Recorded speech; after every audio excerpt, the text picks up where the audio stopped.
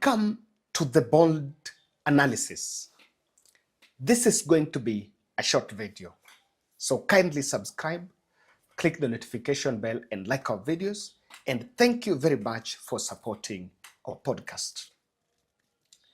There are two things that seem to have awakened the broad-based brothers. Two things. Number one is the statement by Edwin Sifuna that if, and I want you to get underline this, if Raila Odinga will say Ruto tosha, he will not read such a statement. And to that point, he is ready to leave the ODM party. That's number one. Number two is the fact that even though there were different party positions, Raila Odinga has completely failed and has been unable to make Sifuna toe the line of singing broad-based politics. Allow me add the third one. Probably I'm just adding the third one. There was only supposed to be two. The third one here is, while Sifuna is saying, I can leave the party if ODM endorses William Ruto, a clique of Western MPs are already coalescing around him and are of the view that if Sifuna is kicked out of the party, then we are willing to walk the path with him. Three things. Let me tell you. We are reliably informed that the plan here is, there is a plan that is being hatched here, that was hatched here, to kick out Edwin Sifuna as the ODM party Secretary General and then be replaced by Narok Senator Ledama Olekina. Forget about that statement by Atandi of Jared Okello, by Olekina to take that position. But because Olekina wants to be Narok governor in 2027 and believes he should use the ODM ticket for that seat, he's not willing to take up the SG position. But why am I saying these three have changed things completely? Sifuna have pushed Raila and Ruto to the wall and has awakened the two brothers. For quite some time, I've heard Odinga saying and repeating this statement that, and he said while defending his deal with Ruto, that I don't regret what I did because I saved the country from the rags. Raila has been saying it, and when he's asked about that handshake, that is what he says. I don't regret because I saved the country from what, according to him, was military takeover. And if military were going to take over the government, they were not going to help. But behind that, the choice by Sifuna to question what exactly was the spirit of the deal between the two exposed something here. That while Odinga can brag of stabilizing the government, but if William Ruto government is not reminded of what destabilized it at first, then things are not going to change. And William Ruto should thank the voices like Sifuna. Sifuna, criticism is 10 times helpful than Sudi cheering. Three things have happened. Since the meeting of Central Management Committee of the ODM Party, Edwin Sifuna, the party made a decision to form some, to front some members to form a committee to evaluate the MOU between the two. Of course, Sifuna was supposed to be part of it, but he did not. Then there comes the list came out.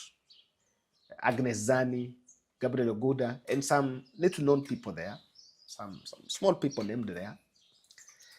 Ruto has been forced to gaslight the public by gazetting some 5 people from ODM and UDA, and by saying that it's going to be funded by both ODM and UDA, just to look at the modalities of how the MOU is going on.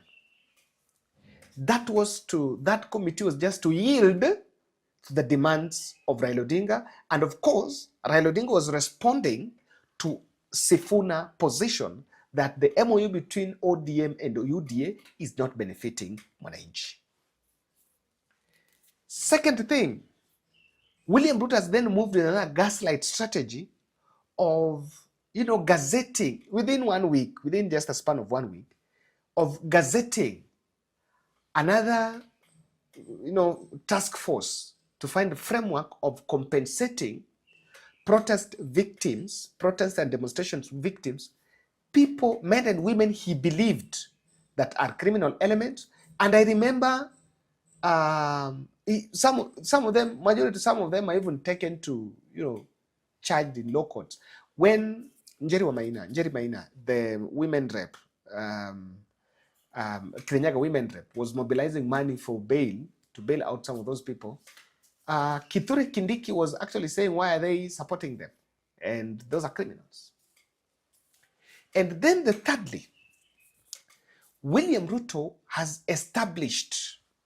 and Raila Odinga are calling for a joint parliamentary meeting that should bring together both ODM and UDA in the table to discuss the MOU. Now, that is the gist of this analysis. That is the gist of this analysis. And I want to spend the next few available minutes to tell you the real game being played in this. Okay. The MOU was signed in March. We are in the month of August. Of course, 8th. So the MOU was also signed, I think, on 9th March this year. 5 months later is when the president has realized that I need to bring together parliamentary groupings both from ODM and UDA so that we work together on how we can achieve what they want to look at, on how they can achieve that MOU. If it needed a working together, and in this country, there is some things that there is a word that politicians always get away to abuse and misuse of. We want unity to deliver. We want to work together to deliver. There is nothing like working together. This country doesn't need some working together. We don't need handshakes. Let me tell you. We have institutions, anti-corruption body that is supposed to investigate. We have the DCI. We have the DPP. That is on the justice system. Then we have the court system. That is on the justice system. On the government, you have the cabinet. You have the ministries. You have the departments. You have the state agencies. You have parastatals. You have corporations. You have companies. You have commissions. You have regional blocks. Nyanza, like regional block. Rift Valley Regional Block. At River Water Authority. Mombasa Authority Development Authority. I saw one even in Kilifi. Do you really need handshakes to deliver? No. Now, so this strategy of now saying, guys, we want to work on the 10-point agenda. So we need a PG of the two sides so that we bring synergy together, it's a lie. It's a lie. It's not, they don't need that PG for it. This is why that PG, this is the reason why that PG is called.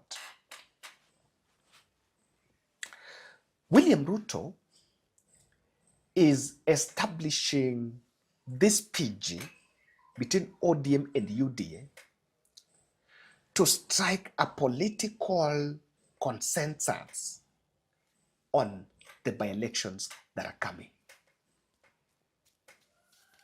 You know, Kenyans went to the ballot, and according to the late IBC, President Ruto's UDA party was the ruling party. They got all that. And Azimio la Umoja's affiliate parties was supposed to be the opposition, including where have been major parties, which is the ODM, the opposition party. Okay? At this point, we have a ruling party and we have the opposition. By-elections are coming here. I think ODM and UDA, one of the things in that MOU is unity. What will they do? They will say, we need to get a task force on how we face the by-elections so that they're not more divisive. That task force will come up, let ODM field a candidate there, UDA field a candidate there, let us support that candidate, let us do this. And in fact, what President Ruto wants is ODM to help him fight DCP because UDA is dead. That is the first scheme. The second objective of that PG, and I want to tell you, is not on forming this aspect of unity. William Ruto understands very well that at this point, state officers are facing hostility in parliament and exposing the rot. For example, there is a question on SHA and there is a question of e-citizen. More than 10 billion withdrawn from e-citizen account to some private accounts without a legal framework. And remember, the e-citizen is not anchored on any legislation. And that is the national carrier of the taxpayers' money. That is the platform collecting taxes. It is not anchored on any law, any legislation. Auditor General has been saying it. Now, when 10 billion goes missing from e-citizen, do you need PG to sort it? Do you need PG? No. You need a mambo ni matatu. And you need EACC, you need all-round approach. EACC, DPP, DCI, and who to investigate very fast, take to court, if something can be recovered. That is the direction. Do you need a PG? No. And Ruto understands that in parliament, there are so many Sifunas. In the National Assembly, there are so many Sifunas, and government is increasingly finding it rough in the National Assembly. And this, this environment that is big, that they want to target, they want to create by this PG, is purely to suppress the opposition voices in parliament. Number 3, Ruto is going to consolidate. Ruto is going to use that ODM, UDA, PG get together to run joint campaigns. He's just looking for a conducive environment to allow him poach some 2 or 3 MPs from Raila's side to go to campaign with. This is it. When a PG is called, it will be held somewhere, probably in State House. They would want to push it probably in State House. They've said it's next week. Then you'll have ODM MPs and UDA MPs sharing table and together, all that. wamekuja together, Raila huku, Ruto huku. Hey, I'm telling you. The next day, there is a tour or a trip going somewhere. The president will take advantage of that and grab some 2 or 3 MPs and take them to the campaign trail. So he's looking for those avenues just to gather more. Lastly, Sifuna threat. Sifuna has made it clear that no one can stop him from talking to Natembeya and other opposition leaders. William Ruto and Raila Odinga are realizing that they either fall together or still they stick together, they fall. They reach each other, they fall separately. That wakiwa wawili wameshikana bado wanaweza shindwa, na tena wakiachana pia wanaweza anguka vibaya. Each directions, separate directions. All this is supposed to forestall what will be a fallout if ODM and UDA works together. The target is Sifuna. No, but then let me tell you, there are 2 leaders that have never had a handshake with William Ruto. I agree with them. That is Edwin Sifuna and Caleb Amisi. Never. So sometimes when I hear people saying, you know, Sifuna is unhappy with President Ruto because Sifuna did not get cabinet, I don't buy it. Why? Since 2022, Sifuna has been critical of what is not going on right. And I remember even in cabinet, before the Mbadis were appointed in the cabinet, himself, he was so strong on what is not going on right. Ladies and gentlemen, that PG is going to be a critical one. I promise you that I'm going to have another in-depth analysis. So make sure you keep it here on this. We am really following that to see how it goes. But also tell me, what is your observation in that political development? Thank you.